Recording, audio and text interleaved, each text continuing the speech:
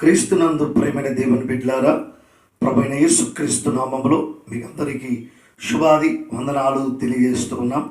మరొక నూతన ఆదివారము దేవుడు మన జీవితాలకు ఇచ్చినందుకు దేవునికి ఎంతగానో స్తోత్రాలు వందనాలు తెలియజేస్తున్నాం. మీరందరూ కూడా వాక్యం విని ఆత్మీయ మేలు పొందుతున్నారని మేమెంతగానో సంతోషిస్తున్నాం. దేవుడిచ్చిన శ్రేష్టకరమైన కృపకై దేవునికి మరొకసారి కృతజ్ఞత స్తుతులు చెల్లిస్తున్నాం. ప్రేమని దేవుని బిడ్డలారా, చిన్న ప్రార్థన చేసుకొని వాక్య భాగంలోకి వెళ్దాం. సకల ఆశీర్వాదాల కారణభూతుడా నీ దయగల పాదాలకు స్తోత్రాలు. మరి నూతన ఆదివారం మా జీవితాలకు ఇచ్చినందుకు నీకు స్తోత్రాలు చెల్లిస్తున్నాం. తండ్రి, వాక్యం వింటున్న ప్రతి బిడ్డను దర్శించండి, బలపరచండి, వారి జీవితాలకు దీవెన క్షేమమును దయచేయండి, పరిశుద్ధపరిచి నీ గొప్ప మేలుతో నింపమని తండ్రి, అల్పుడైన నన్ను సెలవు చాటును మరుగుపరచమని యేసయ్య పుణ్యనామములో అడిగి వేడుకుంటున్నాము తండ్రి, ఆమేన్. ప్రేమైన దేవుని బిడ్డలారా, ఒక చిన్న పల్లవి పాడి ప్రభునామాన్ని ఘనపరుచుకుందాం. ఆరాధనలో ముందుకు సాగుదాం. మహిమోన్నతుడు మహిమానితుడు మరణము గెలచిన మృత్యుంజయుడు అద్వితీయుడు అధిక సుందరుడు అధిక జ్ఞాన సంపన్నుడు. ఆరాధన ఆరాధన ప్రభు యేసు క్రీస్తుకి ఆరాధన. హల్లెలూయా హల్లెలూయా రాజుల హల్లెలూయా. ఆరాధన ఆరాధన ప్రభు యేసు క్రీస్తుకి ఆరాధన. హల్లెలూయా హల్లెలూయా రాజుల హల్లెలూయా. మహిమోన్నతుడు మహిమానితుడు మరణం గెలచిన మృత్యుంజయుడు అద్వితీయుడు అతి సుందరుడు అధిక జ్ఞాన సంపన్నుడు. నిత్యము ఉదయించు అమరుడు ఆయనే, మార్గము సత్యము జీవము ఆయనే. నిత్యము ఉదయించు అమరుడు ఆయనే, మార్గము సత్యము జీవము ఆయనే. నమ్మిన వారికి రక్షించువాడు, నిత్య జీవము దయచేయువాడు. నమ్మిన వారిని రక్షించువాడు, నిత్య జీవము దయచేయువాడు. ఆరాధన ఆరాధన ప్రభు యేసు క్రీస్తుకి ఆరాధన. హల్లెలూయా హల్లెలూయా రాజుల హల్లెలూయా. ఆరాధన ఆరాధన ప్రభు యేసు క్రీస్తుకి ఆరాధన. హల్లెలూయా హల్లెలూయా రాజుల హల్లెలూయా. దేవునికి స్తోత్రం కలుగునుగాక, ఆమేన్. ఈ ఉదయకాల సమయంలో పరిశుద్ధాత్మ దేవుడు మనతో మాట్లాడబోతున్న మాటలను జాగ్రత్తగా ఆలకిద్దాం. ప్రియులరా, రండి. పరిశుద్ధ బైబిల్ గ్రంథంలో గత ఆదివారం మనం ధ్యానం చేసినట్లుగా యాకోబు జీవితంలో 2 ఆత్మీయ అనుభవాలను మీ దృష్టికి తీసుకురావాలని నేను ఇష్టపడుతున్నాను. ఈరోజు ఈ భాగమును ముగింపు చేసుకోగలిగినట్లుగా దేవుడు మనకిచ్చిన కృపకై దేవునికి స్తోత్రాలు చెల్లిస్తూ ఉన్నాం. ఆది కాండము 32వ అధ్యాయము 10వ వచనం నుండి మొదలుకొని 18వ వచనం వరకు దేవుడి వాక్యాలను చదువుకుందాం. నీవు నీ సేవకునికి చేసిన సమస్తమైన ఉపకారములకును సమస్త సత్యమునకును పాత్రుడను. ఎట్లనగా నా చేతి కర్రతో మాత్రమే ఈ యోర్దాను దాటితిని. ఇప్పుడు నేను 2 గుంపులైతిని. నా సహోదరుడైన ఏశావు చేతి నుండి దయచేసి నన్ను తప్పించుము. అతడు వచ్చి పిల్లలతో తల్లిని నన్ను చంపునేమో అని అతనికి భయపడుచున్నాను. నేను నీకు తోడై నిశ్చయముగా మేలు చేయుచు విస్తారమగుట వలన లెక్కింపలేని సముద్రపు ఇసుక వలె నీ సంతానము విస్తరింపజేసుదునని సెలవిచ్చి తినే అనెను. అతడు అక్కడ ఆ రాత్రి గడిపి తాను సంపాదించిన దానిలో తన అన్నయ్య అయిన ఏశావు కొరకు ఒక కానుకను అనగా 200 మేకలను, 20 మేకపోతులను, 200 గొర్రెలను, 20 పొట్టేళ్లను, 30 పాడి వంటలను, వాటి పిల్లలను, 40 ఆవులను, 10 ఆబోతులను, 20 ఆడుగాడిదలను, 10 గాడిద పిల్లలను తీసుకొని మందను వేరువేరుగా తన దాసుల చేతికి అప్పగించి, మీరు మందకు నడుమ ఎడమ నుంచి నాకంటే ముందుగా సాగిపోడని తన దాసులతో చెప్పెను. మరియు వారిలో మొదటి వానితో, నా సహోదరుడైన ఏశావు నిన్ను ఎదుర్కొని, నీవెవరు వాడవు, ఎక్కడికి వెళుచున్నావు, నీ మందనున్నవి ఎవరివి అని నిన్ను అడిగిన ఎడల నీవు ఇవి నీ సేవకుడైన యాకోబువి, ఇది నా ప్రభువైన ఏశావు కొరకు పంపబడిన కానుక, అదిగో అతడు మా వెనుక వచ్చుచున్నాడని చెప్పుమని ఆజ్ఞాపించెను. ప్రియమైన దేవుని బిడ్డలారా, చదవబడిన భాగములు మనం చూస్తే ఇక్కడ పరిశుద్ధాత్మ దేవుడు శ్రేష్టకరమైనటువంటి మాటలను జ్ఞాపకం చేస్తున్నాడు. నీ సేవకుడైనటువంటి నా పట్ల నువ్వు ఉపకారములు చేసి సత్యమునకు పాత్రుడైనటువంటి నేను ఈ యోర్దానును దాటుటకు. ప్రియమైనటువంటి దేవుని బిడ్డలారా, మొదటిగా బేతేలు ప్రత్యక్షతను చూశాం. రెండవదిగా ఇదిగో పరిశుద్ధాత్మ దేవుడు ఇక్కడ గొప్ప కార్యం చేయబోతున్నాడు. యోర్దాను నది బైబిల్లో ఒక అద్భుతమైన సంఘటన, ఒక ఆశ్చర్యమైన సంఘటన. దేవుడు యాకోబుతో అంటున్న మాట ఏంటిదంటే, ఇదిగో ప్రభువా, నా దగ్గర ఒకటి మాత్రమే ఉంది, ఏంటిదంటే అది చేతికార, ఈ యోర్దాను నదిని దాటాలి. ప్రియమైనటువంటి సోదరుడా సోదరి, యోర్దాను అనే మాటకు అర్థము మరణం నుండి జీవము. మరణ భయముతో, ప్రాణభీతితో భయపడి దేవుని యొక్క సన్నిధిలో తొలగిపోతూ ప్రార్థన జీవితంలో ముందుకు సాగుతున్న యాకోబు ఇప్పుడు యోర్దాను నదిని దాటబోతున్నాడు. చరిత్రలో ఒక అద్భుతమైన సంఘటన. యోర్దాను నదిని యాకోబు కర్రతో కొట్టగా ప్రియులారా 2 పాయలుగా చీలెను. దేవునికి స్తోత్రం కలుగునుగాక. దేవుని యొక్క సన్నిధిలో ఒక అద్భుతమైనటువంటి సంఘటన ఇక్కడ మనం చూడగలుగుతాం. యోర్దాను నదిని దాటాడు. 100 అడుగులు పైబడి ఉన్నటువంటి యోర్దాను వెడల్పు 1000 మైళ్ళ దూరము కలిగినటువంటి ఈ యోర్దాను నది గలిలయ ప్రాంతములో కలిసిపోగలిగిన, సముద్రంలో కలిసిపోగలిగిన ఒక గొప్ప నదిగా మనం చూడగలుగుతాం చరిత్రలో. అయితే ఈ భాగంలో దీని అర్థము మరణము నుండి జీవములేకి. అంటే యాకోబు మరణమును తప్పించబోతున్నాడు, జీవం కలిగిన దేవుని దగ్గరికి వెళ్ళబోతున్నాడు. జీవం కలిగిన దేవుని యొక్క సన్నిధిలో ఆ జీవం కలిగిన దేవుని యొక్క గొప్ప కృపను పొందుకోబోతున్నట్లుగా మనం చూస్తున్నాం. అందుకని ఇక్కడ అంటున్నాడు, అయ్యా ఇదిగో నాన్నైనటువంటి ఏశావు నన్ను చంపుటకును, ఇదిగో పిల్లలను, తల్లిని అంటే నా భార్యను మమ్మను చంపుటకు ప్రయాణమై సాగిపోతున్నటువంటి మా జీవితంలో ఈ ఘోరమైనటువంటి పరిస్థితిలో తప్పించగలిగిన దేవుడు నీవే. ఓ యెహోవా, ఇదిగో నాకు ప్రత్యక్షమైనప్పుడు ఇదిగో నీవు నన్ను ఇస్కరేణుల వలె తూర్పునకు పరమడకును ఉత్తర దక్షిణమునకు నన్ను విస్తరింప చేస్తానని వాగ్దానం చేయగలిగిన నా తండ్రి, నువ్వు నాకు తోడుగా ఉన్నావు, నన్ను నీవు సంరక్షించు. అందుకని మా అన్నకు సమాధానపరచబడుటకు నేను కానుకలను తీసుకొని దేవుని యొక్క సన్నిధిలో ఎదుర్కొనుటకు సిద్ధపడుతూ వెళ్ళగలిగినట్లుగా మనం చూస్తున్నాం. ఆ కానుకలు తీసుకునే ప్రియులారా ఎవరు చేయలేనటువంటి అద్భుతమైనటువంటివి తీసుకున్నట్లుగా మనం చూడగలుగుతాం.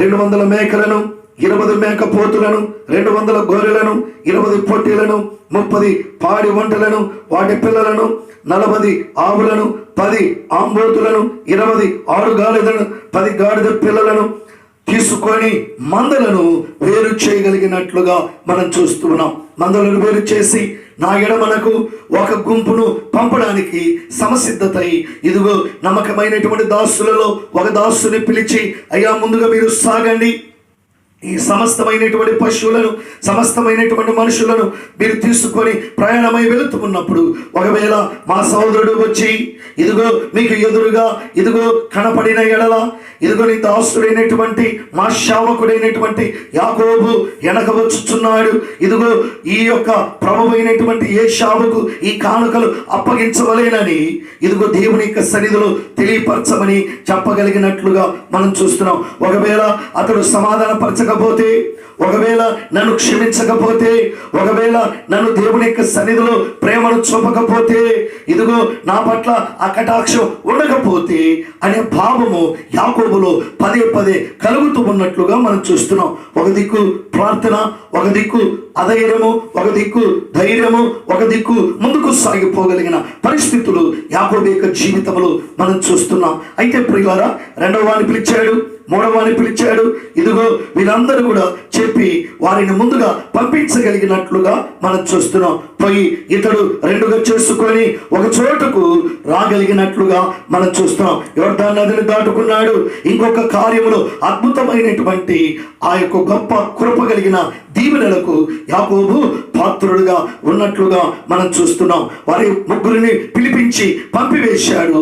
యాకోబు వెనక ప్రయాణమై సాగిపోతున్నట్లుగా మనం చూస్తున్నాం. అదే అధ్యాయంలో మరొక మాటలు మనం చదువుకుందాం. 22, 23, 24 వచనాలను చదువుకుందాం.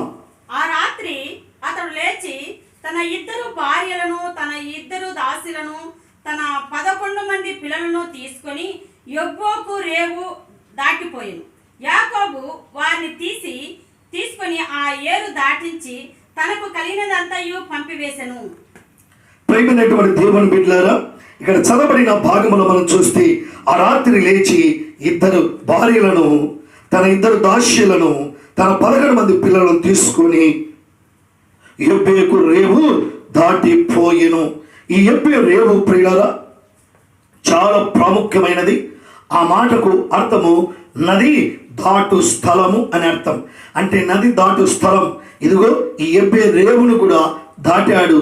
దాటి ఇక్కడ 7 ఆశీర్వాదకరమైన గొప్ప కార్యములు మనం చూడగలుగుతాం. నా మాటలు చాలా జాగ్రత్తగా ఆలకించాలని మనవి చేస్తున్నాం. ఈ యొబ్బే రేవు దేనికి సాదృశ్యంగా ఉందంటే, నిజంగా ఇక్కడ 7 విషయాలు మనకు పరిశుద్ధాత్మ దేవుడు చూపబోతున్నాడు. ఒకటిగా మనం గమనించాలి, ఇదిగో యాకోబు యొక్క జీవితంలో ఇది ప్రార్థన స్థలం.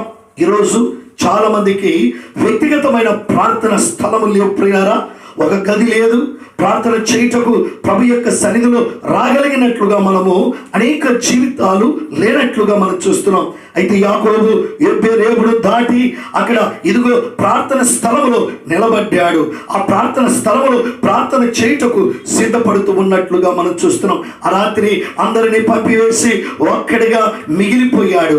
ఈరోజు దేవుని యొక్క సన్నిధిలో ఉండాలనుకున్నాడు, దేవుని యొక్క సన్నిధిలో ప్రార్థన చేయాలనుకున్నాడు, దేవుని యొక్క సన్నిధిలో ఆశీర్వాదాలు పొందాలనుకొని యాకోబు ఒక్కడిగా మిగిలిపోయి అక్కడ ప్రార్థన స్థలమును కనుగొన్నట్లుగా మనం చూస్తున్నాం. దేవునికి స్తోత్రం కలుగును గాక. ఆమేన్. ప్రియమైనటువంటి దేవుని బిడ్డలారా, ఈరోజు ప్రార్థన స్థలం మనకు అవసరం. ప్రార్థన చేయటం దేవుడు ఇచ్చిన ఒక ధన్యత, ఒక శాస్త్రకరమైనది, ఒక పవిత్రమైనది. అది నీ జీవితంలో మార్పును తీసుకురాగలిగినది, అది నీ జీవితంలో గొప్ప ఆశీర్వాదాలు తేగలిగినది. ఒక ప్రార్థనకు మాత్రమే శక్తి ఉంది అని నువ్వు మొదటిగా గమనించాలి. ఇందులో రెండవది ప్రియులారా ఏంటిది అని మనం చూస్తే, రెండవది ఇది దేవుడు ఉండు స్థలము. దేవునికి స్తుతి కలుగును గాక. యాకోబు గమనించాడు, ఇది దేవుడు ఉండు స్థలము.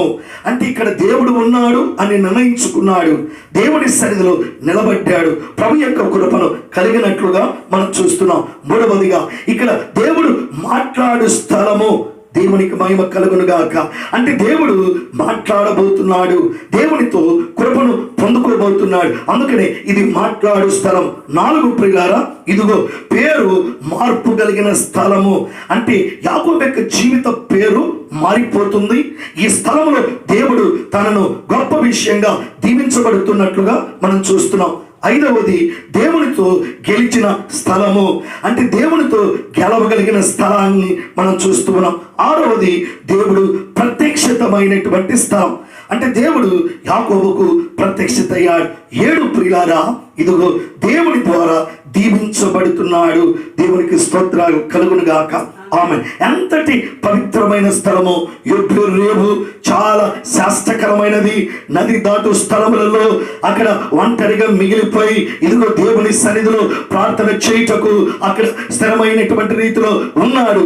గొప్ప కార్యములు చేయుటకు పరిశుద్ధాత్మ దేవుడు యాకోబు జీవితంలో మనము చూడబోతున్నాం. ఈరోజు చాలా మంది జీవితాలలో ప్రార్థన లేదు, ఆధ్యాత్మికమైన స్థితి తగ్గిపోతుంది, చల్లార్చబడిన జీవితాలు మనం చూస్తున్నాము. దేవుని సన్నిధిలో దేవుని కొరకును ఇదిగో నువ్వు ప్రార్థన చేయలేనటువంటి వారిగా మనందరి జీవితాలు ఉంటున్నాయి. యాకోబును మనమందరం కూడా మాదిరిగా తీసుకొని యాకోబులో ఉండగలిగిన ఆ ప్రార్థన జీవితమును, ఆ ప్రార్థన కృపను నీవు నేను కలిగి మనమందరం ప్రార్థనలో బలమైనటువంటి రీతిలో ఉంటే ప్రియులారా, ప్రభు యొక్క గొప్ప దీవెనలు పొందుకుంటామనే సత్యాన్ని మనము జ్ఞాపకం చేసుకోవాలి. ఇదే భాగములో మొదటి విషయాన్ని మనం చూద్దాం. 24వ వచనాన్ని చదువుకుందాం.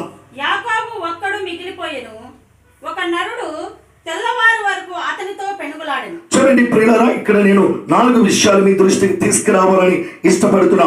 మొదటిగా యాకోబు ఒక్కడు మిగిలిపోయాడు. తెల్లవారు జాము వరకు నరుడితో దేవుడి యొక్క సన్నిధిలో అతడు పోట్లాడగలిగినట్లుగా మనం చూస్తున్నాం. పెనుగులాట అనగా ప్రార్థనలో పెనుగులాటను మనం చూస్తున్నాం. తెల్లవారు వరకు అంటే ఆ రేవు దాటి మధ్యరాత్రి నుంచి మొదలుకొని తెల్లవారుజాము వరకు ఒక వ్యక్తి మోకాల పైన అనుభవం కలిగి దేవుడి సన్నిధిలో దేవుడు ఇక్కడ ఉన్నాడు, దేవుడు నాతో మాట్లాడుతున్నాడు అని దేవునితో పెనుగులాడగలిగినట్లుగా మనం చూస్తున్నాం. ప్రియ సోదరుడా, సోదరి, నీ జీవితంలో దేవునితో పెనుగులాడగలిగిన అనుభవం ఉందా? నీ జీవితంలో దేవునితో సహవాసం చేయగలిగిన కృపణ ఉందా? నీ జీవితంలో దేవుడు నీతో మాట్లాడి నిన్ను ఆశీర్వదించి నీ జీవితంలో గొప్ప కార్యములు చేయబోతున్నాడనే ఆలోచన నీ కలుగుతుందా? ఒకసారైనా ఆలకించావా? ఒకసారైనా పరీక్షించుకున్నావా? ఒకసారైనా దేవుని వైపు చూశావా? ఒకసారిగా నేను పరీక్షింపబడుతున్న దేవుని యొక్క సన్నిధిలో మన జీవితాలు ఆలోచన రూపంగా చేయాలని మనవి చేస్తున్నాం. 25వ వచనాన్ని చదువుకున్నాం. తాను అతని గెలవకుండుట చూచి తొడగూటి మీద అతనిని కొట్టెను. అప్పుడు అతడు ఆయనతో పెనుగులాడుట వలన యాకోబు తొడ గూడవలసెను. చూడండి, రెండవది మనం గమనించాలి. అతడు గెలుచుట చూచి, దేవునికి స్తోత్రం కలుగునుగాక. ఆమేన్. అతడు గెలుచుట చూచి, దేవునికి ఒకటి అర్థమైపోయింది, యాకోబు గెలవబోతున్నాడు అంటే దేవునికి ఒకటి ఇష్టం లేదని మనం గమనించాలి. యాకోబు దీవించబడటం దేవుడు ఇష్టం లేనట్లుగా ఇక్కడ మనకు కనపడుతుంది. ఎందుకంటే నువ్వు గెలవబోతున్నావు, నువ్వు ఓడిపోవాలి. అయితే ఈ ఓటమికి కారణములో నేను ఒక చిన్న బలహీనతను నేను చేయబోతున్నాను. ఇదిగో నీ తొడగూడును నేను కొట్టేదను. ఈ తొడగూడును కొట్టగానే ప్రియులారా, తొడగూడు ఒలిసెను. ఈ ఒలిసిపోయినటువంటి తొడగూడుతోను ప్రభు యొక్క సన్నిధిలో ప్రార్థన పెనుగులాట చేస్తున్నట్లుగా మనం చూస్తున్నాం. కొన్ని పర్యాలు నీలో బలహీనత ఉంటే ఈరోజు ప్రార్థన ఆపేస్తావు. నీలో బలహీనత ఉంటే ఆదివారం గుడికి వెళ్ళావు. నీలో బలహీనత ఉంటే ఉపవాసం చేయవు. నువ్వు బలహీనత ఉంటే కన్నీళ్లు కార్చవు. నువ్వు బలహీనత ఉంటే ఏ ప్రార్థన చేయటానికి మనసు అంగీకరించని ఓ సోదరుడా, సోదరి, నీ జీవిత గమ్యమును మార్చుకో. నీ బ్రతుకులో దేవునికి స్థానం ఇచ్చి, ప్రభువా, ఏ బలహీనత కలిగిన నీ పాదాల చెంత దగ్గరికి వచ్చి నిన్ను ఘనపరచబడి నీ సన్నిధిలో ప్రార్థన చేయగలిగిన గొప్ప కృపను మనం పొందుకోగలిగిన దేవుని బిడ్డలుగా ఉండాలని మనవి చేస్తున్నాను. ప్రియులారా, యాకోబును ఒక సవాలుగా తీసుకుందాం. యాకోబు దేవుని యొక్క సన్నిధిలో పోరాటం చేస్తున్నాడు, పెనుగులాట చేస్తున్నాడు, ప్రార్థన చేస్తున్నాడు, దేవుని సన్నిధిని కనుగొన్నాడు, దేవుని యొక్క కృపలో దీవెనల కొరకు ప్రయాసపడుతున్నాడు. అలాంటి దీవెనలు నీవు నేను ప్రయాసపడవలసిందిగా ప్రభునామములో మనవి చేస్తున్నాను. మూడవదిగా చూద్దాం, తర్వాత వచనాన్ని చదువుకుందాం.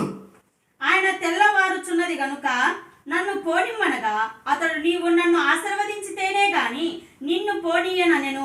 చూడండి ప్రియులారా, మూడో విషయాన్ని మనం చూస్తే అతడు తెల్లవారుచున్నది గనుక నీవు నన్ను పోనీయుడి. ప్రియమైనటువంటి దేవుని బిడ్డలారా, ఇక్కడ గమనించాలి. యాకోబును దేవుడు మాట్లాడుతున్న మాట ఏంటిదంటే, అరే బాబు, నువ్వు ఇంతవరకు ప్రార్థన చేశావు, నువ్వు నన్ను కట్టివేశావు, నన్ను పోనీము. అప్పుడు యాకోబు అంటున్నాడు, నీవు నన్ను ఆశీర్వదిస్తే గాని నేను నిన్ను పోనీను. ప్రియమైన దేవుని బిడ్డలారా, బేతేలులో దేవుడు ఒక వాగ్దానం చేశాడు. తూర్పు, పడమర, ఉత్తర, దక్షిణం 4 దిక్కులుగా, ఇక్కడ కూడా 4 దిక్కులుగా ఇసుక రేణువుల వలె నీ సంతానాన్ని ఆశీర్వదిస్తానన్నాడు. అయితే దేవుడు అంటున్నాడు, ఇదిగో నేను నిన్ను ఆశీర్వదించనంటే నువ్వు నన్ను ఆశీర్వదిస్తేనే కానీ నేను నిన్ను విడిచిపెట్టను. ఎంతటి పోరాటం! ప్రపంచంలో చరిత్రలో ఏ నరుడు చేయలేనటువంటి గొప్ప అనుభూతి యాకోబు యొక్క జీవితాన్ని మనం చూడగలుగుతున్నాం. యాకోబు యొక్క జీవితంలో నీవు నన్ను ఆశీర్వదించాలి ప్రభు అంటే, అరే బాబు నేను నిన్ను ఆశీర్వదించను అని అంటున్నాడు. అయితే ప్రియులారా, ఇదిగో నీవు ఆశీర్వదిస్తేనే కానీ నేను నిన్ను విడిచిపెట్టను. అయితే ఇక్కడ ఒక విషయాన్ని మనం గమనించాలి. దేవుని ఎలా కట్టివేశాడంటే, ప్రభు అయినటువంటి దేవుడు ఇదిగో తూర్పుకైనను పరములకైనను ఉత్తరమైనను దక్షిణమైన ఏ వైపు చూడలేదు ప్రియులారా, యాకోబును మాత్రమే చూస్తున్నాడు. దేవునికి స్తోత్రం కలుగును గాక. ప్రార్థనలో ఎంత శక్తి ఉంది, ప్రార్థనలో ఎంత బలం ఉంది, ప్రార్థనలో ఎంత దేవుని యొక్క మహిమను చూడగలిగిన పవిత్రమైన కృప ఉందో నువ్వు అర్థం చేసుకోవాలి. అందుకని ఇక్కడ మనం చూస్తున్నాం, అందుకని ఇక్కడ గొప్ప కార్యములు జరగబోతున్నాయి. ఇదిగో దేవుడు అంటున్నాడు, ఇదిగో నేను నిన్ను ఆశీర్వదించానంటే నువ్వు నన్ను ఆశీర్వదించాలని వాగ్దానాన్ని పొందుకోగలిగినట్లుగా మనం చూస్తున్నాం. 4 విషయాన్ని చూద్దాం, తర్వాత వచ్చిన చదువుకుందాం. ఆయన నీ పేరేమని అడగగా అతను యాకోబు అని చెప్పాను. చూడండి ప్రియులారా, ఇక్కడ మనం చదవబడిన భాగంలో మనం చూస్తే నీ పేరు ఏంటని అడుగుతున్నాడు. ఇక్కడ మనము ఒక ఆత్మీయ సత్యాన్ని గమనించాలి. జీవము కలిగిన దేవుడు, ఇదిగో తల్లి గర్భమును రూపించకమునుపై పిండమును సహా చూడగలిగిన దేవుడు, మనిషి యొక్క అంతరంగాన్ని తెలుసుకోగలిగిన శక్తి గలవాడు యాకోబును అడుగుతున్నాడు, నీ పేరేంట్రా బాబు అని అంటున్నాడు. ప్రియమైన సోదరుడ సోదరి, యాకోబు అంటున్నాడు. ఎందుకు ఈ పేరు అడుగుతున్నాడంటే, యాకోబు జీవితంలో ఎప్పుడైతే ఆరాను వైపునకు ప్రయాణమై దిద్దుబాటు కలిగిన జీవితంలోకి వచ్చాడు, బేతేలు యొక్క అనుభవంలోకి వచ్చాడు, యోర్దాను నది యొక్క అనుభవంలోకి వచ్చాడు, యెరూషలేమును దాటాడు, ప్రార్థన స్థలం దగ్గరికి వచ్చాడు. యాకోబు జీవితము యథార్థతగా ఉందా లేదా?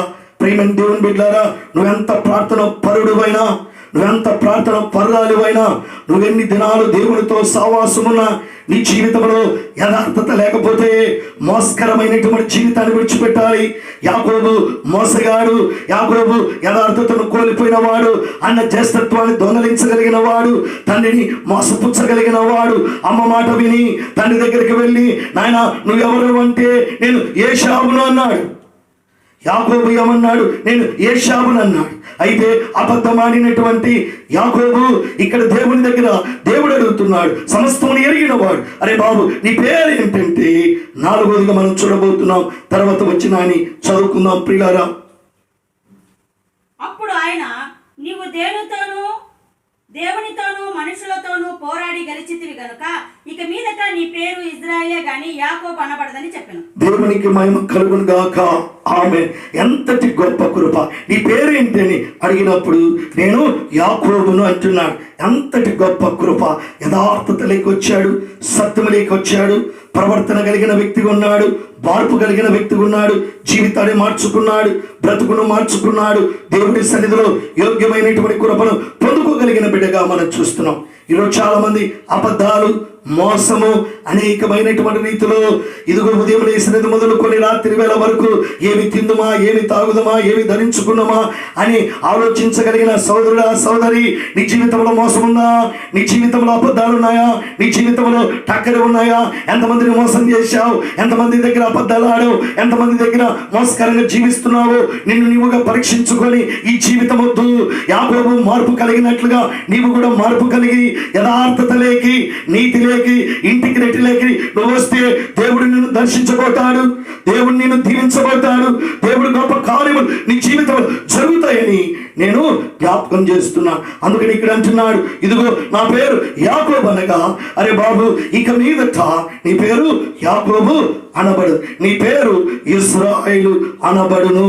దేవునికి మహిమ కలుగును గాక. ఆమేన్. ఇశ్రాయేలు అనేటువంటి మాటకు అర్థము సమాధానకర్త అయిన దేవుడు.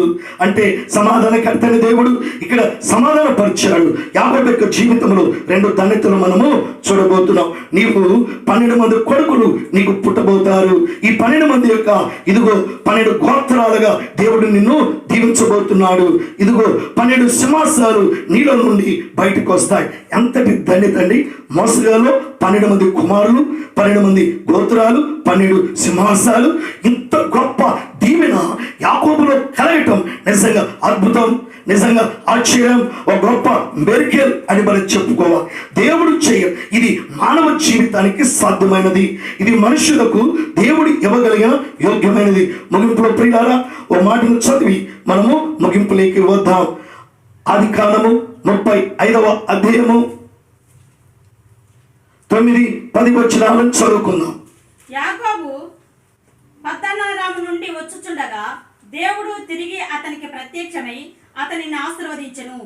అప్పుడు దేవుడు అతనితో, నీ పేరు యాకోబు, ఇక మీదట నీ పేరు యాకోబు అనబడదు, నీ పేరు ఇజ్రాయెల్ అని చెప్పి అతనిని ఇజ్రాయేలు అను పేరు పెట్టెను. చూడండి, మార్పు చేయగలిగిన వాడు, దీవించగలిగిన వాడు, ప్రత్యక్షత ఇవ్వగలిగిన వాడు ఇక మీదట ఎన్నడు నిన్ను యాకోబు అని పిలువబడదు.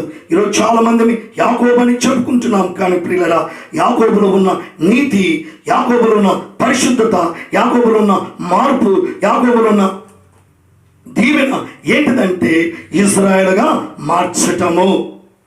దేవునికి స్తోత్రం కలుగును గాక. అంటే దేవుని దీవెన ఎంత గొప్పదో ఒక్కసారి మనము ఆలకించాలి, ఒక్కసారి ఆలోచించాలని మనం చేస్తున్నాం. యాకోబు ఇక్కడ దీవించబడ్డాడు. ఎలా దీవించబడ్డాడంటే మనం ఇక్కడ కొన్ని విషయాలు జ్ఞాపకం చేసుకోవాలి. నువ్వు మనుషులతో కాదు, ఇదిగో గెలిచింది జీవము కలిగిన నజరైన యేసుతో నువ్వు గెలిచావు. దేవునికి స్తోత్రం కలుగును గాక. ఆమె ప్రియమైనటువంటి సోదరుడా సోదరి, దేవునితో గెలిచాడు, మనుషులతో కాదు. అందుకనే నువ్వు దేవునితో గెలిచావు కనుక ఇదిగో నేను నీకు విషయాన్ని ఇస్తున్నాను కనుక నేను నిన్ను ఆశీర్వదింపబోతున్నా. ఈ భూమి మీద ఇస్కరేణుల వలె నీ సంతానం వృద్ధి కలుగుతుంది. ఈరోజు అబ్రహాముతో వాగ్దానం చేసిన దేవుడు, ఇస్సాకుతో వాగ్దానం చేసిన దేవుడు, యాకోబుతో నెరవేర్చిన దేవుడు, ఈ నెరవేర్పులలో దేవుని యొక్క కృపలో సాగిపోగలిగినట్లుగా మనము లేఖన భాగాలు చూస్తున్నాం. అందుకనే ప్రియమైన దేవుని బిడ్డలారా గమనించాలి. పరిశుద్ధాత్మ లేఖనాలలో మనం చూశాం యాకోబు యొక్క జీవితము శాస్త్రకరమైనది, పవిత్రమైనదిగా మనము చూస్తున్నాం. హారాను వైపు ప్రారంభమైనటువంటి ఈ ప్రయాణము ఇదిగో బేతేలు వరకు సాగింది. బేతేలులో ప్రార్థన చేశాడు, ఇది దేవుని సన్నిధి అని కనుక్కున్నాడు. యోర్దాను నదిని మొట్టమొదటిగా అద్భుతం చేసి కరచేత 2 చీలికలు చేసి ఆ యోర్దాను నదిని దాటాడు. ప్రియారా ఇదిగో మరణం నుండి పరలోక ఆశీర్వాదాల కొరకు ఎదురు చూస్తున్నాడు. ఈరోజు మనము నీవు పరలోకం చేరాలంటే ఇదిగో ఈ లోకములో ఉన్న పాపములన్నీ ఒప్పుకొని విడిచిపెట్టబడి క్రీస్తు రక్తములో కడగబడి మారు మనసు పొంది పశ్చాత్తాప పొంది ప్రభు బిడ్డలుగా నువ్వు యథార్థంగా జీవిస్తే నీకు దొరికే భాగ్యము ప్రత్యక్షత, నీకు దొరికే భాగ్యము దీవెన, నీకు దొరికే భాగ్యము పరలోక రాజ్యము అని జ్ఞాపకం పెట్టుకోవాలి. ఇదిగో అనుభవం ఎలాంటిదంటే ఇది దాటు స్థలము. ఈ స్థలములో ప్రార్థన సన్నిధి, ప్రార్థన స్థలము, ప్రార్థన స్థలములో విషయం ఉంటుంది, ప్రార్థన స్థలములో నెమ్మది ఉంటుంది, ప్రార్థన స్థలములో సమాధానం ఉంటుంది, ప్రార్థన స్థలములో దీవెన ఉంటుంది, ప్రార్థన స్థలములో విషయం ఉంటుందని సత్యాన్ని నువ్వు గ్రహించాలి. అందుకనే యాకోబు దీవించబడ్డాడు. లోకానికి ఒక సవాలు విసిరినట్లుగా మనం చూస్తున్నాం. వాక్యం వింటున్న నీ జీవితంలో దేవుని యొక్క సన్నిధిలో యాకోబు వలె నీవు కూడా ఉండి ప్రభు యొక్క కృపలో ముందుకు సాగాలని మనం చేస్తున్నాం. అటువంటి గొప్ప కృప భాగ్యము పరిశుద్ధాత్మ యొక్క సన్నిధి మీకు అందరికీ తోడుగా ఉండుగాక. ఆమేన్. మీకు అందరికీ ఇది నా వందనాలు. వచ్చే ఆదివారం మనమందరం కూడా కలుసుకుందాం. God bless you.